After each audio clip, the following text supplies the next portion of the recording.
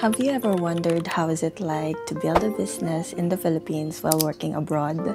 Last quarter of 2024 is the beginning of our desire na makapag-put up ng small business. From the idea of an eatery turned into an anime-themed coffee shop. Kaya naman samahan niyo ako sa part 1 ng video na ito as I show you the beginning of our dreams turning into reality.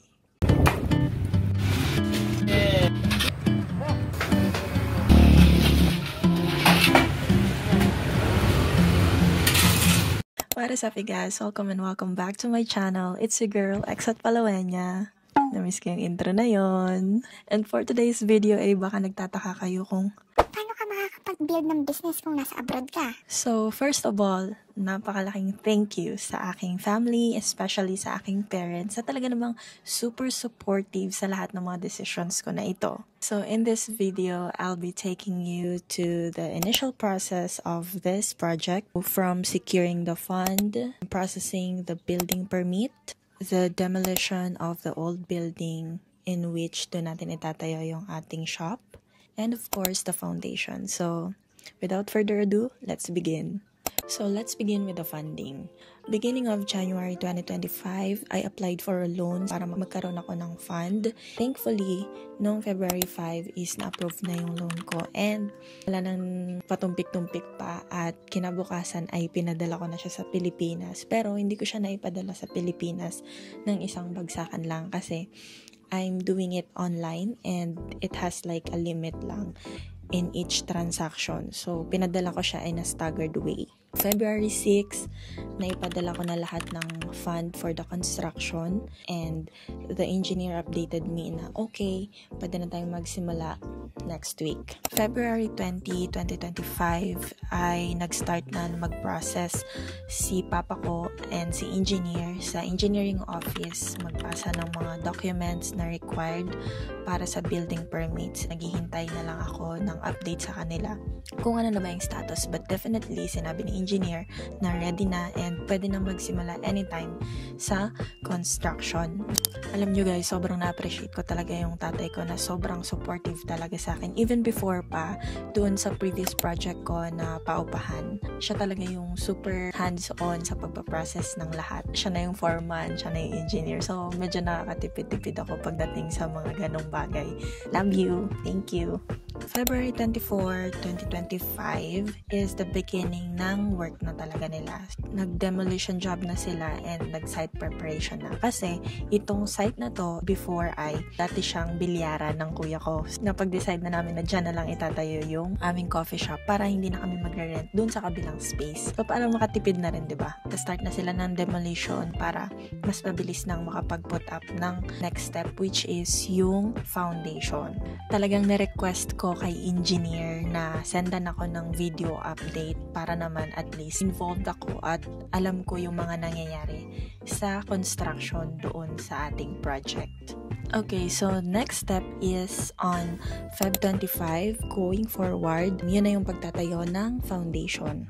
So, this is the part where kailangan talagang gawin sa pagka-construct ng building for them to be able to secure the space na talagang matibay and masecure nila na talagang ganda yung pagkakatayo ng building. So, habang nakikita ko yung mga video progress na sinesend sa akin, ay talaga namang nakaka-excite.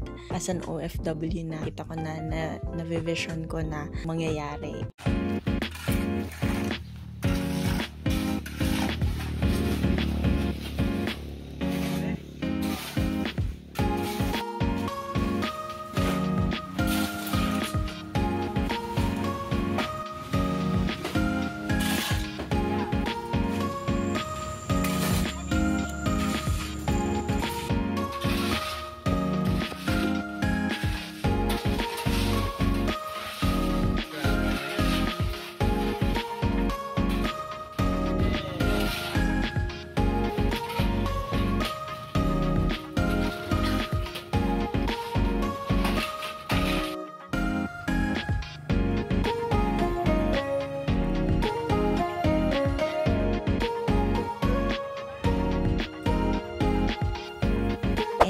Ito yung aking drawing. Ipa-flash ko dyan sa screen. Ito yung drawing ko. Visualize ko pa lang yung project.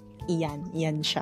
And ito naman yung drawing na sinend sa akin ni engineer nung na-send ko na sa kanya yung drawing ko. But then there's like a few changes lang during the process. May flash lang ako mga videos and clips na habang ina-update niya ako.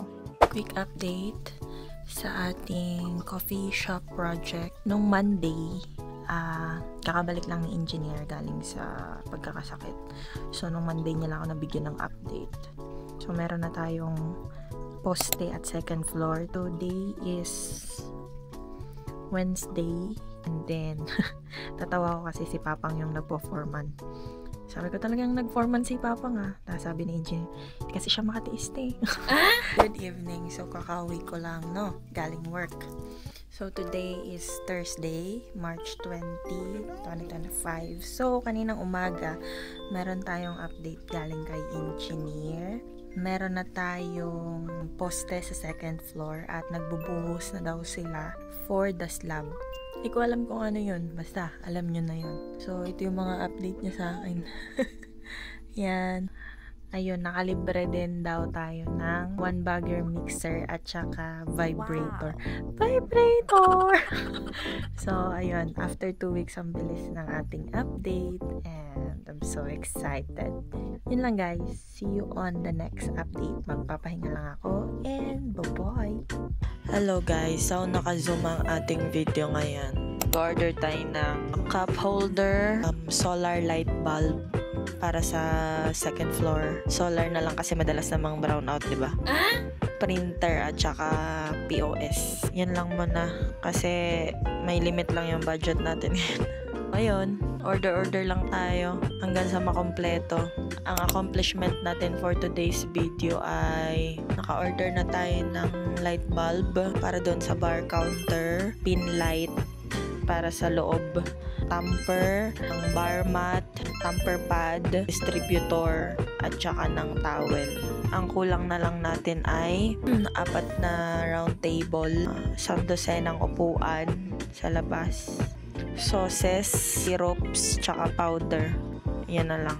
Nakapag-post na tayo ng hiring sa page natin. Sana mayroong mag-apply. Ay, hindi pala naka-receive na tayo ng 2 CV so far. Compile lang natin yon, tapos kapag okay na, shortlist natin, tas interview natin sa day off, So, ayun lang guys. Sana ay magtuloy-tuloy na to. Medyo stressful na kasi, malapit na kasi.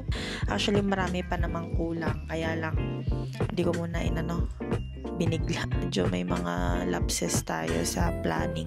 Anyway, yan ang update natin for today's video. Gagawa ko ng aking DIY gurgle para mawala tong katinang lalamunan natin. So, yun lang guys.